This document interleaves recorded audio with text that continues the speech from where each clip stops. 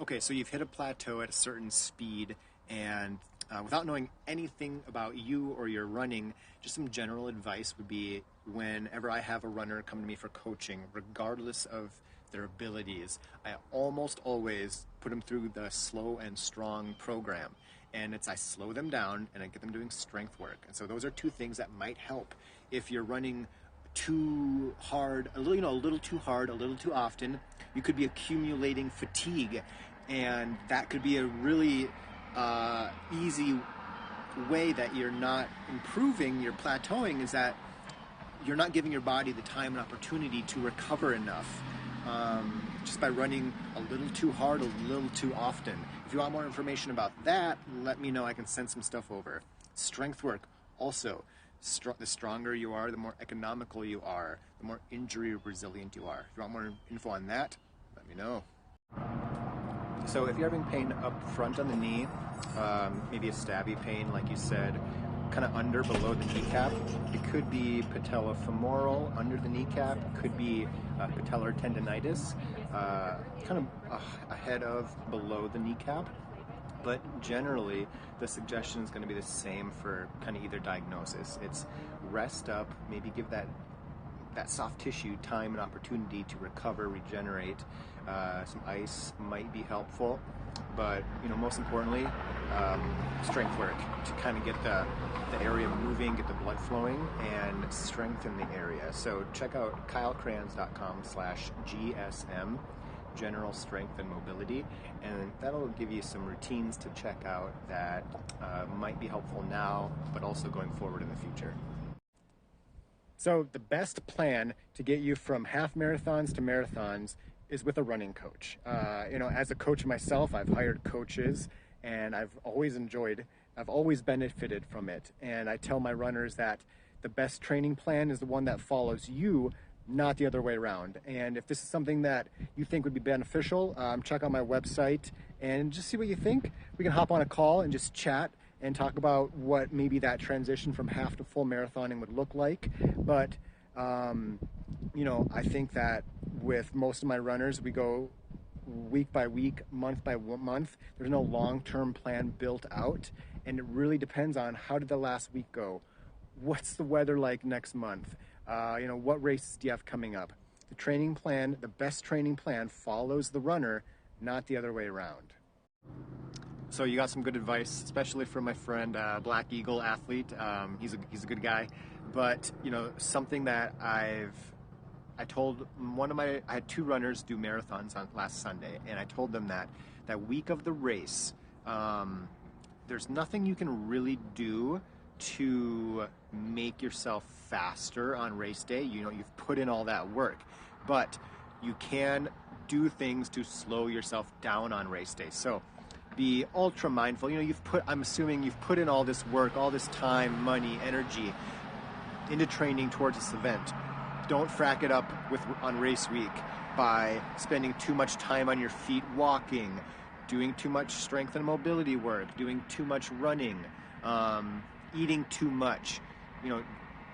Clean up the diet, ultra clean, take it easy this week, like hardcore, and you'll be glad you did. Hey Byron, honestly, I've used in the US, a sub $100 massage gun, and I had a headlamp on, and a $235 massage gun. I wouldn't spend more than $100 on one. From my experience, I've probably used 4 different types of massage guns, and not that much difference. If you look on Amazon, again, at least in the US, if you look on Amazon, I think most of them are just like general Chinese ones. They probably come from the same factories. So not a huge deal. I wouldn't spend too much more than $150 USD on one. If I were to get a new one, I would probably get one from Bob and Brad, and that's again in the US. Hey Pete, run slow to run faster. It is so important when I get clients that come to me for coaching, whether they're experienced or new runners. one of the first things I do with them is I have the easy run conversation. I explain to them that just because a run is easy doesn't mean it's not beneficial, and I explain to them how to do this. I make sure that they either are doing this or they understand it, so then we can work on it in the future. The second thing I always do with new clients is I get them doing strength work. But yeah, even workouts, even like if you're doing a tempo run or a track workout, I always ask, could you have done one more mile, one more repeat at that same speed? Easy runs need to be easy, but hard runs don't need to be best effort, crushing it every time either. Most people overdo both types of runs, and the skill to hold back and run truly easy is just as important as any other running skill. Hey there, so I'm a big fan of the Pace 2 from Coros. It's inexpensive at $200 USD. That is pretty standard for an entry-level GPS watch. It is the lightest watch available. It is, I think, about 2/3, maybe 75% the weight of the Garmin at the same price point. It has, I think, 10-ish more hours of battery life, 30-hour GPS mode, which is super awesome, incredible. Lightest GPS watch available, inexpensive. They have a trade-in program, but I know you're in the UK, so it might not be worth it to trade in. But even though price point, features, how incredibly light it is, I love the Pace 2 from Coros. Okay, so running coach here, husband of an ex-teacher, so I get it. I get the time and energy commitment you're putting into your career, those students. And as the coach of people who are in education, nursing, very busy jobs, it's all about time management, but also good habits, preparing in advance. Somebody mentioned morning running, and that's super important. I'm working on a video talking about how to best get up in the morning, and part of it is prepping the night before, getting everything ready. Accountability, having a coach that you're held accountable to, or having a local running buddy in your neighborhood that you're gonna meet at 5:30 in the morning every Tuesday and Thursday. That will get you out the door. There's so much that comes into play, and as a teacher, it's especially hard, I think, at times, but it's about managing and making a point to do good things that make you a better person. Okay, so first 10K race tips. Number one, don't forget the 6 Ps. So you've been training for it, but proper pacing prevents piss poor performance. So if it's your first event ever, I'm not sure about that. You're gonna feel effortless for the first, couple K. You're gonna feel really awesome being in that crowd, and just slow down. Take the first 3K, the first 5K, really nice and relaxed. Preserve that stamina for later on in the event. You'll be glad you did. Trust me. Other things, breakfast, often like a bagel, some sort of light carb heavy breakfast is good. 60, 90 minutes before the run, and then maybe something right before the start, like a banana, and then sip on some coffee or something as you get up to the event. What's up, Coach Kyle and Banjo here. Where's Banjo? There's Banjo. Banjo, you're Banjo. So trail running is awesome for marathon training, regardless of what type of marathon, road, or trail you are training for. And I generally recommend my own runners integrate trail running into their easy runs, especially. So, track, tempo type workouts are typically for flat paved routes, but for an easy 30 or 60 minutes, go. Sometimes we do it by time. Otherwise, 3 or 6 miles. If you do it on a flat pavement, if you do it on a trail, you might end up running a little farther, but we don't really make that much of a adjustment. But it's important to know that if you're running up a hill, walking is fine to keep that effort level appropriate. Okay, so welcome back. 100%. If I was coaching you, we would do basically a couch to 5K type protocol. It would go almost run by run, being very mindful. I'm working with somebody who's coming back from shin splints, and I told him my job in this scenario is to hold you back, to make sure you don't do too much too soon. You keep it nice and easy, rest days between runs, and especially working on a lot of that ancillary work like yoga, lower leg, foot, and ankle routines to kind of strengthen up everything downstream from the core, to make sure the hips, the glutes, upstream from that ankle can kind of take on some of the loading, so the ankle has to do less. Running technique as well. So yes, but couch to 5K, definitely the way to go. Hey Toya, so you're asking about breathing techniques for running to go from ragged to calm.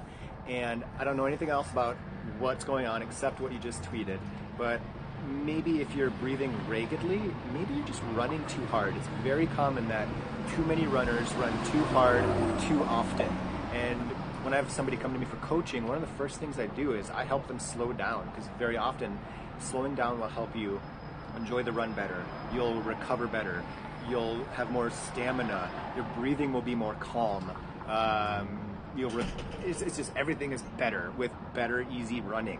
And just because a run is easy doesn't mean it's not beneficial. You can go more frequently, more consistently. And I often have my runners do run-walk programs to slow down, lower the exertion. Sometimes they even nasal breathe to, again, slow the running down. And you find that then you breathe better and you feel better. So maybe try something like that. Okay, so GPS watch with a heart rate monitor that is accurate. I love my Coros Pace 2, $200 USD. I think 30 hours of GPS battery life, upwards of 60. Lightest GPS watch available at 29 grams. It's inexpensive. It is accurate heart rate, has track mode. Accurate on the trail, and I'm a big fan. So check out the Coros Pace 2. I also have the Apex that I'm testing, and it has some upgrades that may or may not be worth it if you're an ultra runner, if you do a lot of trail running. But I do trail running. I'm going to go do a trail run right now, and I'm a big fan of the Pace 2. Hey, last long run, and you got this. Just keep in mind that once you start, once you finish, you're going to be glad you did. You have to have empathy with your future self. You might not feel like it now. You might not feel like it when you start. But give it 5 minutes, give it 4 hours, and you're going to be so glad you did. You're going to feel like a badass. And then it's all downhill to the marathon from there. So have a good run. Enjoy it. No rush. Just find some miles, find some smiles, and you're going to have a good one, and then you're going to be glad you did, and you're going to feel great. Hey, Dan, so a calf niggle can be from a variety of reasons. Landing too far forward on your foot really loads those calves. Running too hard too often, again, moves your step forward, loads the calves more. Calf tightness, injury, something's not feeling right, is usually a sign that you did some combination of you overdid it and you're underdoing the recovery. The best runners in the world aren't just the best at running, but they're the best at resting as well. I kind of joke to my clients that I coach that if you run through an injury or a niggle before it's an actual injury, you owe me $500. And it's joking, but it stresses the point that taking a day or two off could be all it took early on, right away, to not have the problem going forward. So professional runners or not, the first 10 minutes, first kilometer, whatever, is often rough, especially, like I think you said in a different tweet, if you start too hard. So when I go out and run here, I often take the first, 5 minutes or so almost as easy as I can possibly run. And I very often do a warm-up down here in my driveway, right down here, or with my clients, I have them do warm-up routines, at least a short, like foot and ankle one before they're running. And that helps. Doing like some lunges and some squats helps kind of warm up the muscles. Even walking for a few minutes will help. But number one is start off really nice and relaxed. And that's true for most running, for most people. almost all of their running should be at a very, very easy conversational pace or effort.